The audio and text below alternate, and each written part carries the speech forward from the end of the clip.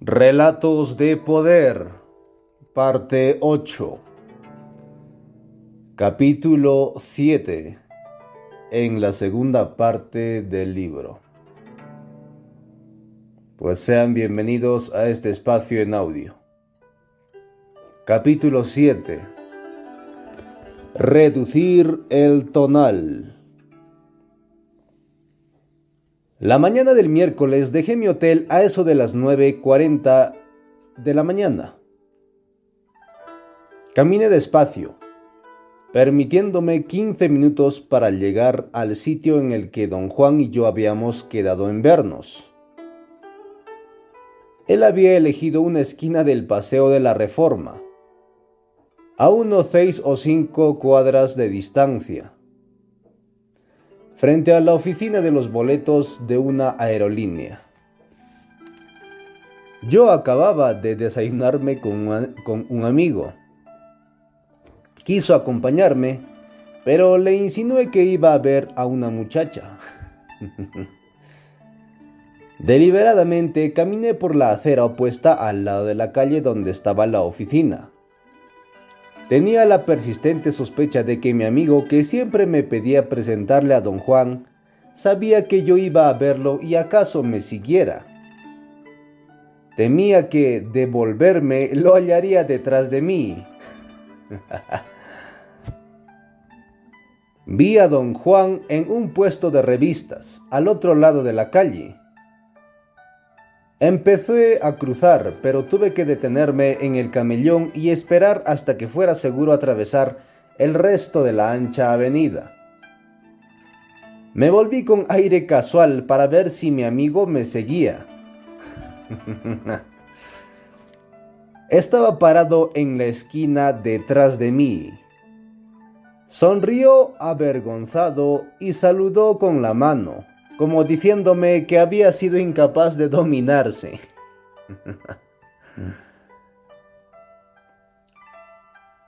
Eché a correr hacia la otra acera sin darle tiempo de alcanzarme.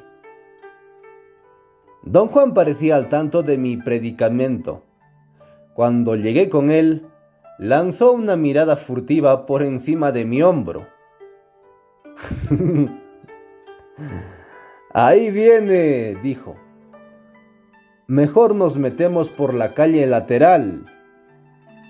Señaló una calle que desemboca diagonalmente en el Paseo de la Reforma en el punto donde nos hallábamos. Rápidamente me orienté. Nunca estuve en la calle, pero 2 días antes había ido a la oficina de la aerolínea. Conocía su peculiar distribución.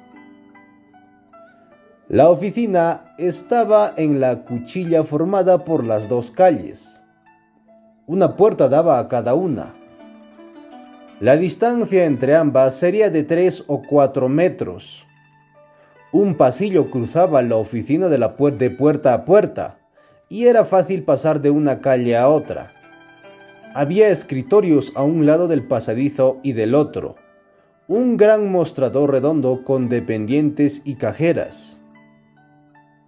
El día en que estuve allí, el sitio se hallaba repleto de personas. Quería apresurarme, incluso correr, pero el paso de don Juan era calmado. Cuando llegábamos a la puerta de la oficina en la calle diagonal, supe, sin tener que volverme, que mi amigo había atravesado corriendo la avenida y estaba a punto de tomar la calle por donde íbamos. Miré a don Juan en la esperanza de que tuviera una solución. Alzó los hombros. Me sentí molesto. Tampoco a mí se me ocurría nada, excepto propinar una trompada a mi amigo. Ya meter 2 putas a mí. Ya ni modo. Debo de haber suspirado o exhalado en ese momento preciso, pues de buenas a primeras sentí una súbita pérdida de aire debida a un formidable empujón que don Juan me había dado y que me lanzó girando por la puerta de la oficina. Impelido por el tremendo empellón, prácticamente entré volando. Don Juan me tomó tan desprevenido que mi cuerpo no ofreció resistencia alguna. El susto se mezcló con la sacudida concreta del empuje. Automáticamente extendí los brazos para proteger mi rostro. La fuerza del empujón fue tan grande que la saliva brotó de mi boca y experimenté un vértigo leve al trastabillar dentro del recinto. Casi perdí el equilibrio y tuve que hacer un esfuerzo supremo por no caer. Giré un par de veces. Pareció que la velocidad de mis movimientos emborronaba la escena. Vagamente advertí una multitud de clientes que realizaban sus negocios. Me sentí muy apenado.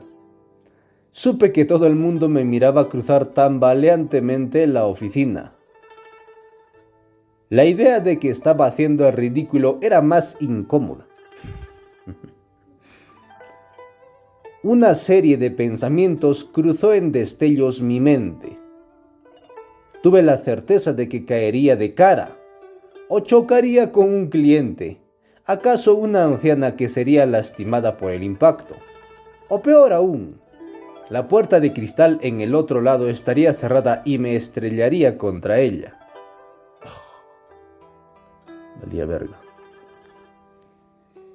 En un estado de ofuscación, alcancé la puerta al Paseo de la Reforma. Estaba abierta y salí. Mi preocupación del momento era conservar la calma, dar vuelta a la derecha y caminar hacia el centro como si nada hubiera ocurrido. Estaba seguro de que don Juan se me uniría, y tal vez mi amigo había seguido caminando por la calle diagonal.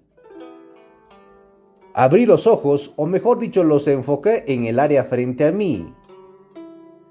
Tuve un largo momento de insensibilidad antes de tomar plena conciencia de lo que había pasado.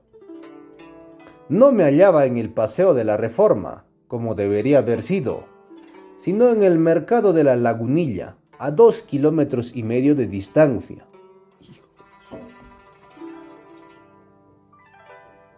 Lo que experimenté en el instante de ese reconocimiento fue un azoro tan intenso que solo pude mirar, estupefacto. Observé en torno mío para orientarme. Advertí que me hallaba muy cerca de donde había encontrado a don Juan durante mi primer día en la Ciudad de México. ¿Acaso estuviera incluso en el mismo sitio? Los puestos de monedas antiguas estaban a medio metro. Hice un esfuerzo supremo por cobrar dominio de mí. Obviamente experimentaba una alucinación. No podía ser de ningún otro modo. Rápidamente me volví para trasponer de nuevo la puerta de la oficina, pero a mis espaldas no hallé más que una hilera de puestos con libros y revistas de segunda mano. Don Juan estaba junto a mí, a la derecha. Lucía una enorme sonrisa.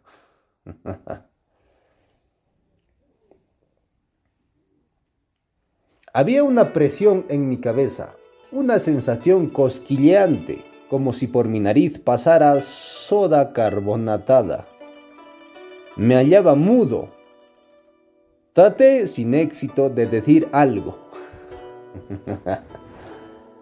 Oí con claridad la voz de don Juan. Me decía que no tratara de hablar ni pensar, pero yo quería decir algo. Cualquier cosa. Una angustia espantosa crecía dentro de mi pecho. Sentí lágrimas rodar por mis mejillas. Don Juan no me sacudió, como suele hacer cuando caigo presa de un miedo incontrolable. En vez de ello, me dio suaves palmaditas en la cabeza. Ya, Carlitos, dijo. No te me deschavetes.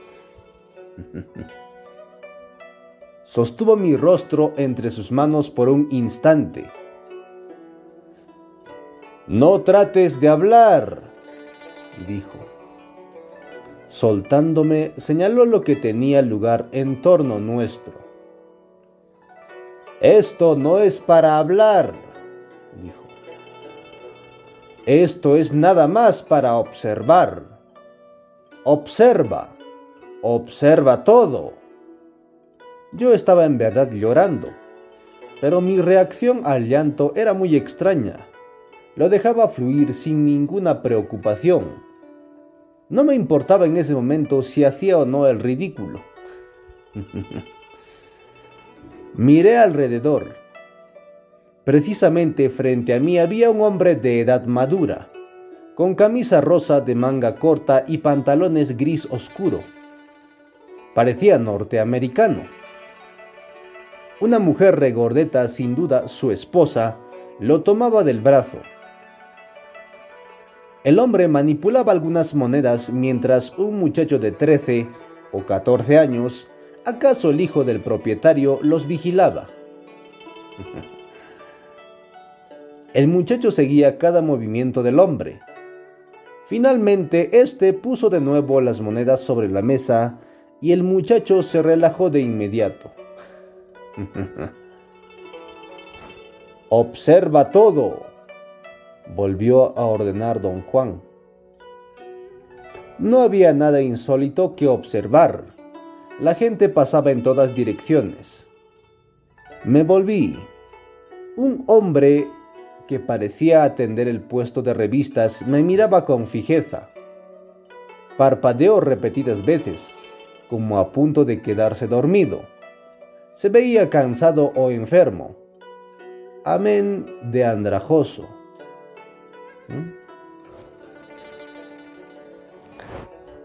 Sentí que no había nada que observar, al menos que nada de verdadera importancia. Contemplé la escena. Descubrí que era imposible concentrar mi atención en cualquier cosa. Don Juan caminó en círculo a mi alrededor. Actuaba como si evaluase algo en mí. Meneó la cabeza y frunció los labios. «Vamos, vamos», dijo tomándome gentilmente del brazo. «Es hora de andar». Empezamos a movernos y advertí que mi cuerpo era muy ligero. De hecho, sentía esponjosas las plantas de los pies. Tenían una elasticidad peculiar, como si fueran de hule. Don Juan estaba sin duda al tanto de mis sensaciones y me sostenía con fuerza, como para impedirme escapar. Me lastraba como temiendo que yo fuera a ascender más allá de su alcance, a semejanza de un globo. Cuando me sentí mejor, el nerviosismo cedió el paso a una tranquilidad amable. Nuevamente don Juan insistió en que yo debía observarlo todo cuanto veía. Le dije que no había nada que yo quisiera observar, que no me concernía lo que la gente estuviera haciendo en el mercado, y que no deseaba sentirme como un idiota, observando cumplidamente la trivial actividad de alguien que compraba libros, mondas, mientras lo importante se me escapaba entre los dedos. «¿Y cuál es lo importante?», preguntó. Me detuve y dije con vehemencia que lo importante era lo que él hubiese hecho para hacerme percibir que en cuestión de segundos había cubierto la distancia entre la oficina de boletos y el mercado. En ese punto me eché a temblar y sentí que iba a enfermar. Don Juan me hizo poner las manos contra el estómago. Señaló en torno y declaró una vez más en tono sereno que la actividad mundana en nuestro derredor era lo único importante. Me enojé con él. Tuve una sensación física de girar. Aspiré hondo. «¿Qué hizo usted, don Juan?», pregunté con forzada naturalidad. En tono confortante repuso que de eso podía hablarme en cualquier momento, pero que los acontecimientos en torno mío no se repetirían jamás. Yo estaba en completo acuerdo con ello. La actividad que yo presenciaba no podía obviamente repetirse en toda su complejidad. Mi argumento fue que en cualquier momento me era posible observar una actividad muy semejante. En cambio, la explicación de haber sido transportado a través de la distancia, fuera en la forma que fuere, era inconmensurablemente significativa. Cuando expuse este parecer, don Juan hizo temblar su cabeza como si lo que oía le resultara doloroso. Anduvimos un trecho en silencio. Mi cuerpo estaba enfebrecido. Noté que las palmas de mis manos y las palmas de mis pies ardían. El mismo calor insólito parecía también localizarse en mis fosas nasales y mis párpados. ¿Qué hizo usted, don Juan?, pregunté implorante. En vez de responder, me palmeó el pecho y rió. Dijo que los hombres eran criaturas muy frágiles y se hacían aún más frágiles a través de su vicio de entregarse a todo. En un tono sumamente serio, me exhortó a no sentirme a punto de perecer, a empujarme más allá de mis límites y simplemente centrar la atención en el mundo en torno mío. Seguimos caminando a un paso muy lento. Mi preocupación era suprema. No me permitía prestar atención a nada. Don Juan se detuvo y pareció deliberar si hablaba o no. Abrió la boca para decir algo, pero aparentemente cambió de idea y echamos a andar de nuevo. Lo que pasó es que viniste aquí, dijo de repente mientras se volvía a mirarme con fijeza. ¿Cómo ocurrió eso?, pregunté yo. Dijo que lo ignoraba. Lo único que sabía era que yo mismo había elegido ese lugar. El nudo ciego se complicaba aún más conforme hablábamos. Yo quería conocer los pasos que él había seguido, y él insistía en que la elección del sitio era la única cosa que podíamos discutir, y como yo no sabía por qué lo elegí, no había esencialmente nada de qué hablar. Criticó sin enfado mi obsesión por razonarlo todo y la llamó una entrega innecesaria. Dijo que actuar sin buscar explicaciones era más sencillo y efectivo además, y que yo disipaba mi experiencia hablando y pensando acerca de ella.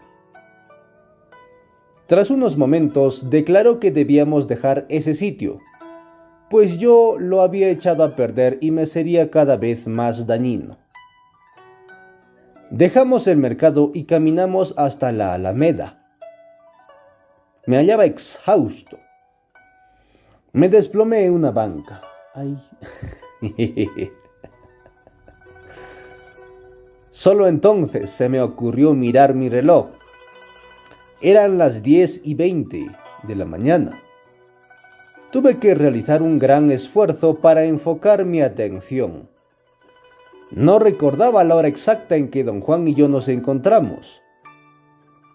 Calculé que habría sido alrededor de las 10, y no podíamos haber tardado más de 10 minutos en caminar del mercado al parque, lo cual dejaba otros 10 minutos fuera de cuenta. Hablé a don Juan de todos mis cálculos. Él sonrió. Tuve la certeza de que la sonrisa ocultaba desprecio, aunque nada había en su rostro que traicionara tal sentimiento.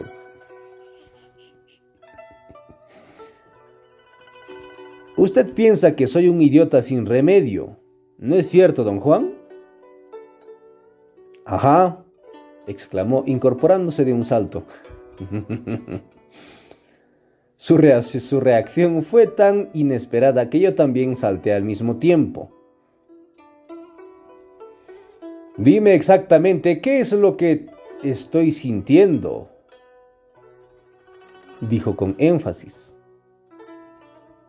Yo sentía conocer sus sentimientos. Era como si yo mismo los sintiera. Pero cuando traté de decir lo que sentía, me di cuenta de que no podía hablar de ello. Hablar requería un esfuerzo tremendo. Don Juan dijo que yo todavía no tenía poder suficiente para verlo a él, pero ciertamente podía ver lo bastante para encontrar por mí mismo explicaciones adecuadas de lo que estaba ocurriendo. «No tengas pena», dijo. «Dime exactamente lo que ves». Tuve un pensamiento súbito y extraño, muy similar a los que suelen acudir a mi mente antes de quedarme dormido. Era más que una idea. Podría llamársele con más exactitud una imagen completa. Vi un cuadro que contenta diversos personajes. El que estaba justo frente a mí era un hombre sentado tras un marco de ventana. El área más allá del marco era difusa, pero el marco y el hombre resaltaban con la claridad del cristal. El hombre me miraba. Tenía la cabeza vuelta ligeramente hacia la izquierda, de manera que la mirada era de reojo. Pude ver que sus ojos se movían para conservarme en foco. Apoyaba en el pretil el codo derecho. Tenía empuñada la mano y contraído los músculos. A la izquierda del hombre había otra imagen en el cuadro. Era un león volador. Es decir, la cabeza y la melena eran de león, pero la parte inferior del cuerpo pertenecía a un perro de aguas de pelambre blanca y rizada. Iba yo a enfocar en él mi atención cuando el hombre produjo con los labios un ruido chasqueante y sacó por la ventana la cabeza y el tronco. Todo su cuerpo emergió como si algo lo empujara. Quedó suspendido, un momento agarrando el pretil con las puntas de los dedos mientras yo oscilaba como péndulo. Después se soltó. Mientras oscilaba como péndulo. Después se soltó. Experimenté en mi propio cuerpo la sensación de caída. No era un desplome, sino un descenso suave y luego un flotar acoginado. Un hombre carecía de peso. Permaneció estacionario un instante y luego se perdió de vista como si una fuerza incontrolable lo hubiera absorbido a través de una grieta en el cuadro. Un segundo después se hallaba de nuevo en la ventana, mirándome de reojo. Su antebrazo derecho descansaba en el pretil, solo que esta vez su mano se agitaba diciéndome adiós. El comentario de don Juan fue que mi ver era demasiado elaborado. «Eso no es lo mejor que tienes», dijo. «¿Quieres que te explique lo que sucedió?» «Bueno, pues, yo quiero que uses tu ver para explicarlo. Ahorita viste, pero viste porquerías. Esa clase de información es inútil para un guerrero. Llevaría demasiado tiempo descifrar qué es qué. El ver debe ser directo, porque un guerrero no puede malgastar su tiempo en deshilar lo que él mismo está viendo. Ver es ver porque acaba con todas esas idioteces». Le pregunté si consideraba que mi visión había sido solo una alucinación y no ver en realidad. Él estaba convencido, a causa de lo intrincado del detalle de que había sido ver, pero que no se ajustaba a la ocasión. ¿Piensa usted que mis visiones explican algo?, pregunté yo. «Seguro que sí. Pero si yo estuviera en tu lugar, no me pondría a deshilvanarlas. Al principio, ver es confuso y es muy fácil perderse allí. Pero a medida que el guerrero se pone más fuerte, su ver se convierte en lo que debería ser, un conocimiento directo. Mientras don Juan hablaba, tuve uno de aquellos peculiares lapsos de sentimiento y claramente percibí que estaba a punto de quitar el velo a algo que ya conocía. Una cosa que me eludía convirtiéndose en algo borroso. Tomé conciencia de hallarme en medio de una pugna. Mientras más intentaba definir o alcanzar aquel esquivo conocimiento, más hondo se hundía. Remaban. Ese ver fue demasiado visionario, dijo don Juan. El sonido de su voz me estremeció.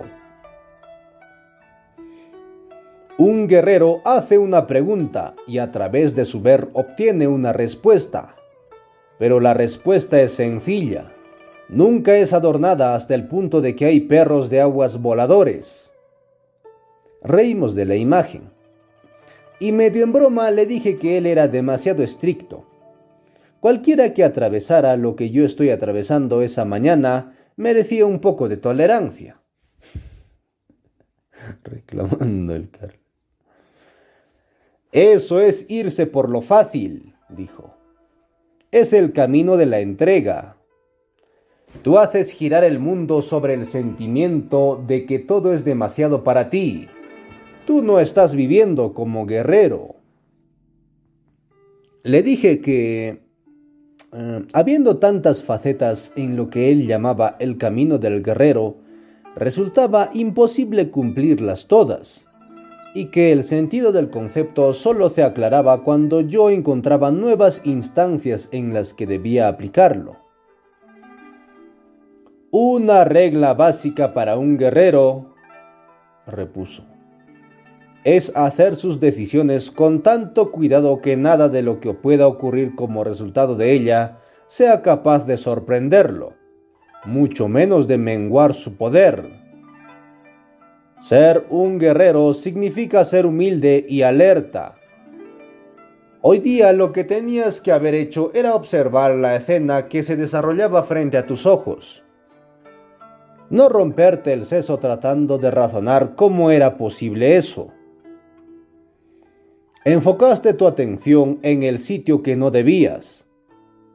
Si yo quisiera ser bueno contigo, me sería fácil decir que, siendo esta la primera vez que te ocurrió, no estabas preparado.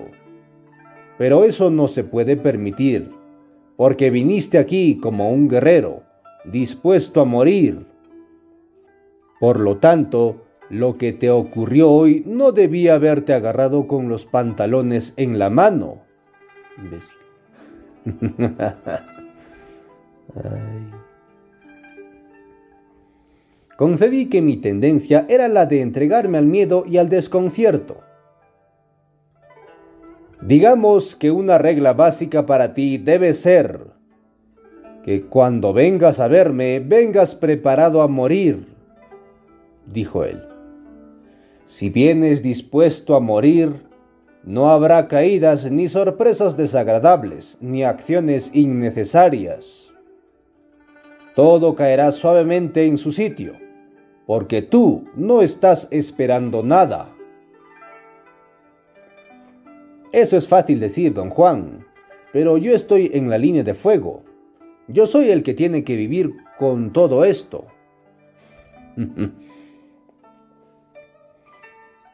El caso no es el que tengas que vivir con todo esto. Tú eres todo esto. No estás solamente tolerándolo por lo pronto. Tu decisión de unir fuerzas con este maligno mundo de la brujería debería haber quemado todos esos pesados sentimientos de confusión y debería haberte dado la ligereza necesaria para reclamar todo esto como tu mundo. Me sentía apenado y triste. Las acciones de don Juan, por más preparado que me hallara, me abrumaban en tal forma que cada vez que entraba en contacto con él no me quedaba otro recurso sino el de actuar y sentirme como una persona regañona semirracional. Experimenté un brote de ira y no quise seguir escribiendo. En ese momento, deseaba desgarrar mis notas y tirarlas en el bote de la basura, y lo hubiera hecho de no ser por don Juan, quien rió y detuvo mi brazo.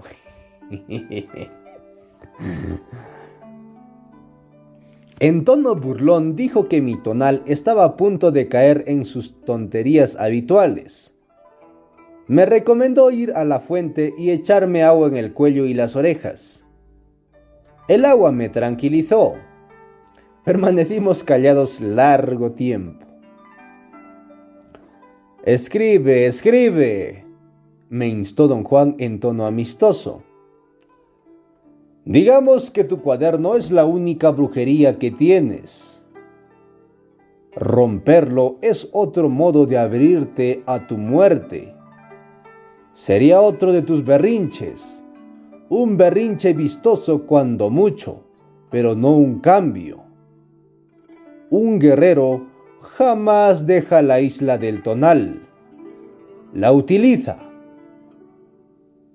Señaló en torno con un rápido ademán y luego tocó mi cuaderno. Este es tu mundo. No puedes renunciar a él. Es inútil enojarse y desilusionarse con uno mismo.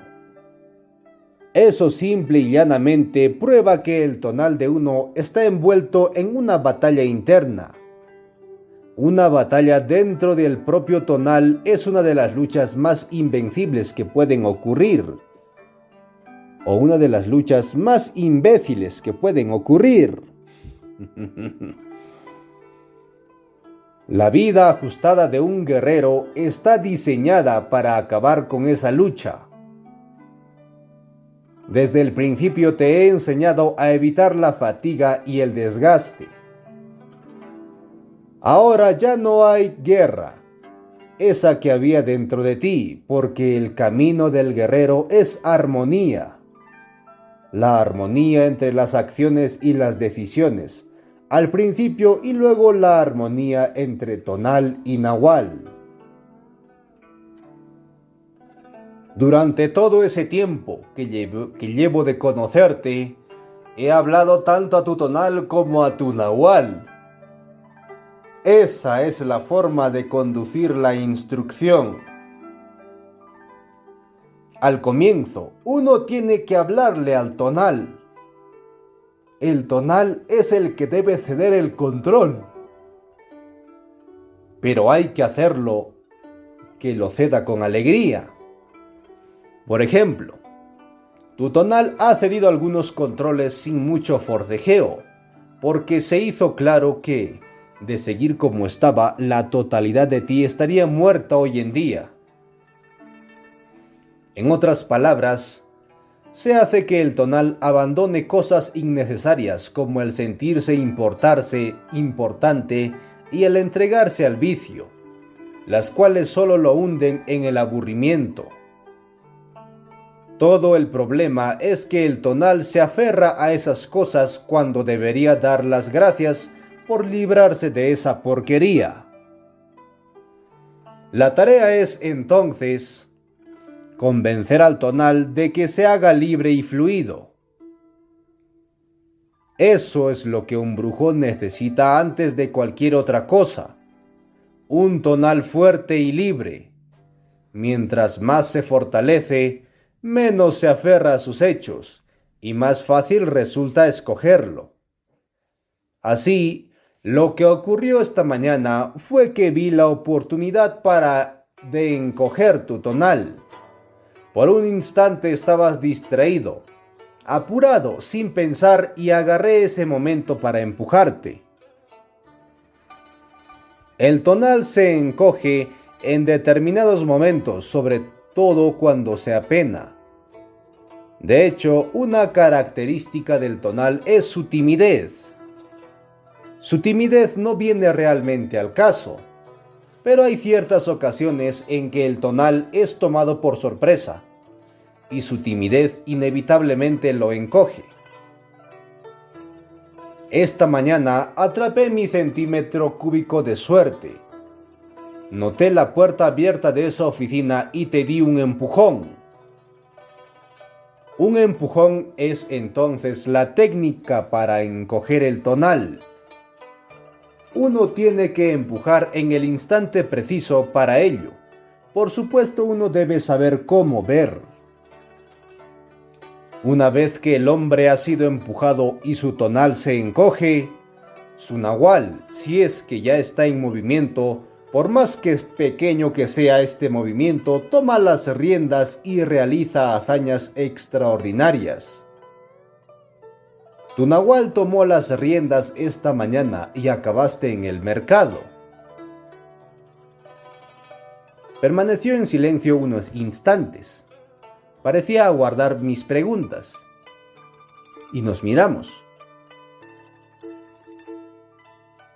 De veras no sé cómo, dijo como si leyera mi mente. Solo sé que el nahual es capaz de hazañas inconcebibles. Esta mañana te pedí observar esa escena frente a ti, fuera lo que fuese. Tenía un valor incalculable para ti. Pero en vez de seguir mi consejo, te entregaste a lamentar tu suerte y la confusión y no observaste. Durante un rato fuiste todo nahual y no podías hablar. Ese era el momento de observar. Luego, poco a poco, tu tonal recuperó las riendas y antes que tirarte a una batalla mortal entre tu tonal y tu nahual, te hice caminar hasta aquí. ¿Qué había en esa escena, don Juan? ¿Qué era tan importante? No lo sé, eso no me estaba pasando a mí. ¿Qué quiere usted decir? Fue experiencia tuya, no mía. Pero usted estaba conmigo, ¿o no? No, yo no estaba. Tú estabas solo. Te dije repetidas veces que observaras todo, porque esa escena era solo para ti. Pero usted estaba parado junto a mí, don Juan. No mames. No, no estaba. Pero es inútil hablar de eso. Lo que yo pudiera decir carece de sentido porque durante esos momentos estábamos en la hora del nahual. Los asuntos del nahual solo pueden atestiguarse con el cuerpo, no con la razón. Si usted no estaba conmigo, don Juan, ¿quién o qué era la persona que yo atestigué como usted? Era yo, y sin embargo, yo no estaba allí. ¿Dónde estaba usted entonces? Estaba contigo, pero no allí. Digamos que andaba contigo, pero no en el sitio particular donde tu nahual te había llevado. O sea que usted no sabía que estábamos en el mercado. No, no lo sabía. Nada más te fui siguiendo para no perderte. Esto es verdaderamente espantoso, don Juan. No lo soporto. Estábamos en la hora del nahual, y eso nada tiene de espantoso. Somos capaces de hacer mucho más que todo eso. Tal es nuestra naturaleza como seres luminosos. Nuestro error es que insistimos en permanecer en nuestra isla, monótona y fastidiosa, pero conveniente. El tonal es el villano y no debería serlo. Describí lo poco que recordaba. Él quiso saber si me había fijado en algunas características del cielo, como la luz, las nubes o el sol, o si había ruidos de cualquier especie, o si había visto personas o sucesos fuera de lo común. Quiso saber si alguien peleaba, o si la gente gritaba y en ese caso lo que había dicho. No pude responder a ninguna de sus preguntas. La verdad era que yo simplemente acepté el hecho según su apariencia, admitiendo como axioma el haber volado una distancia considerablemente en 1 o 2 segundos para gracias al conocimiento de don Juan, fuera él que fuese, aterrizar en toda mi corporeidad material dentro del mercado. Ya me suena arriba esto. Mis reacciones fueron el corolario directo de tal interpretación. Quise saber los procedimientos, lo que sabía cada uno de cómo se hace. Por tanto, no me importaba observar lo que, según mi convicción, eran los sucesos cotidianos de un hecho mundano. ¿Piensa usted que la gente me vio en el mercado?, pregunté. Don Juan no respondió. Riendo, me golpeó levemente con el puño. Traté de recordar si había tenido algún contacto físico con la gente. La memoria me falló. ¿Qué cree usted que vio la gente cuando entré en la oficina de la aerolínea? Probablemente vieron a un hombre que cruzaba como borracho de una puerta a otra. ¿Pero me vieron desaparecer en el aire? De eso se ocupa el Nahual. Yo no sé cómo. Todo lo que puedo decirte es que somos seres luminosos y fluidos, hechos de fibras. El acuerdo de que somos objetos sólidos es cosa del tonal. Cuando el tonal se encoge, son posibles cosas extraordinarias, pero solo son extraordinarias para el tonal. Para el Nahual, no es nada moverse como tú hiciste esta mañana, sobre todo para tu Nahual, que ya es capaz de tretas difíciles. Da por hecho que está hundido en algo terriblemente extraño. ¿Puedes sentir lo que es? 1.000.000 de preguntas y sensaciones me invadieron de pronto. Fue como si una racha de viento hubiera desprendido mi capa de compostura. Me estremecí. Mi cuerpo se sentía al borde de un abismo. Luchaba yo con algún conocimiento misterioso pero concreto. Era como hallarme a punto de que me mostraran algo y, sin embargo, alguna parte de mí insistía en cubrirlo con una nube. La pugna me adormecía gradualmente, hasta que ya no podía sentir mi propio cuerpo. Tenía la boca abierta y los ojos entrecerrados. Tuve la sensación de que podía ver mi rostro endurecerse más y más, hasta ser el rostro de un cadáver reseco, con la piel amarillenta adherida al cráneo. Sentía morir. Lo siguiente que sentí fue una sacudida. Don Juan estaba de pie a mi lado, con una cubeta vacía en las manos. Me había empapado. Tosí y me enjuagué el agua de la cara y sentí otro escalofrío en la espalda. De un salto abandoné la banca. Don Juan me había echado agua por el cuello. Un grupo de niños me miraba y reía. Don Juan me sonrió. Recogió mi cuaderno y dijo que sería bueno ir a mi hotel para que yo pudiera cambiarme. Me sacó del parque. Estuvimos un momento parados en la acera antes de que pasara un coche de alquiler. Horas después, tras almorzar y descansar, Don Juan y yo tomamos asiento en su banca favorita del parque, junto a la iglesia. En forma oblicua llegamos al tema de mi extraña reacción. Él parecía muy cauteloso. No me enfrentó directamente con ella. Esas cosas pasan, dijo. El Nahual, una vez que aprende a salir a la superficie, puede causar un gran daño al tonal si sale sin ningún control. Pero tu caso es especial. Te entregas de un modo tan exagerado que podrías morir sin que te importara, o peor aún, sin darte cuenta de que te estás muriendo. Le dije que mi reacción empezó a preguntarme él si podía sentir lo que mi Nahual había hecho. Creía saber exactamente a qué cosa aludía, pero al tratar de describir qué era, me descubrí incapaz de pensar con lucidez. Experimentaba una sensación de ligereza, casi una indiferencia, como si nada me importara en realidad. Luego, tal sensación se convirtió en una concentración mesmerizante. Era Era como si todo cuanto había en mí fuera extraído por lenta succión. Lo que atraía y atrapaba mi atención era la clara sensación de que un secreto portentoso estaba a punto de revelárseme, y yo no quería que nada interfiriera con tal revelación.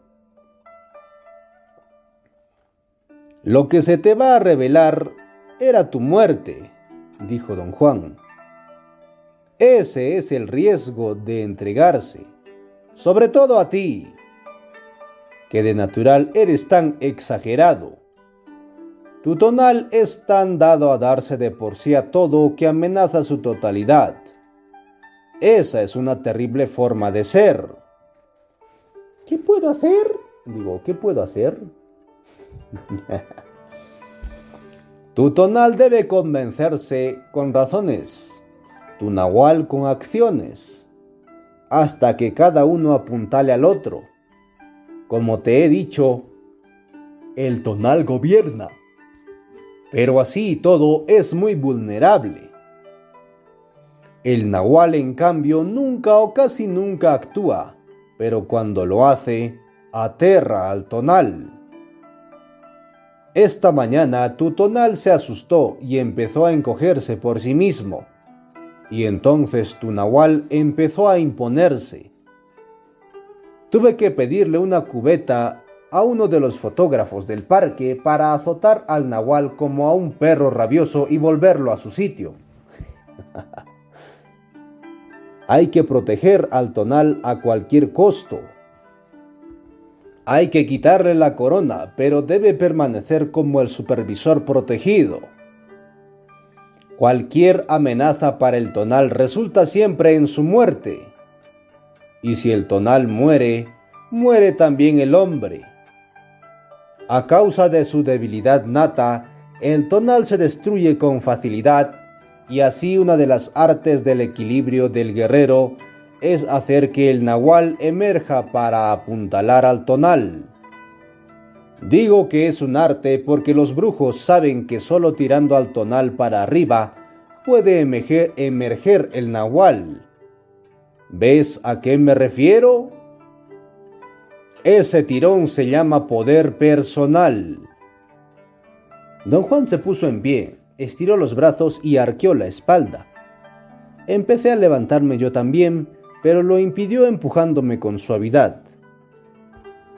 Tú debes quedarte en esta banca hasta el crepúsculo, dijo. Yo tengo que irme ahora mismo. Genaro me espera en las montañas. Ven a su casa dentro de 3 días y allí nos encontraremos. ¿Qué va a hacer usted en la casa de don Genaro?, pregunté. Depende de que tengas suficiente poder, dijo. A lo mejor Genaro te enseña el nahual. Había otra cosa que yo necesitaba expresar en ese momento. Tenía que saber si su traje era un recurso de choque reservado para mí o parte normal de su vida.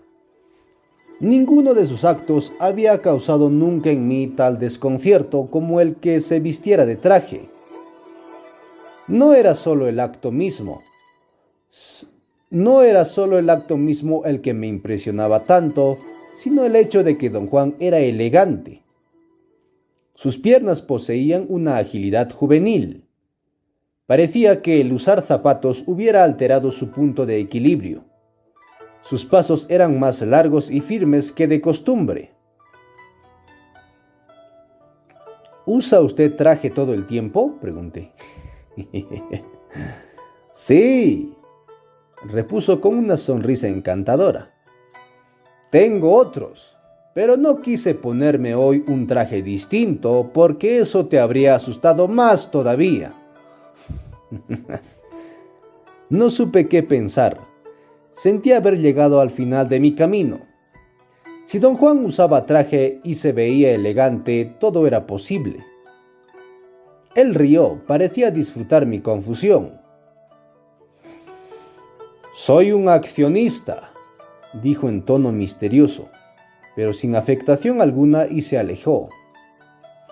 A la mañana siguiente, jueves, Pedí a un amigo acompañarme a caminar desde la puerta de la oficina donde don Juan me empujó hasta el mercado de la Lagunilla. Tomamos la ruta más directa. Tardamos 35 minutos. Una vez que llegamos traté de orientarme y fracasé. Entré en una tienda de ropa en la esquina de la ancha avenida donde nos hallábamos. «Disculpe usted», dije a una joven que limpiaba gentilmente un sombrero con un sacudidor. «¿Dónde están los puestos de monedas y libros usados?»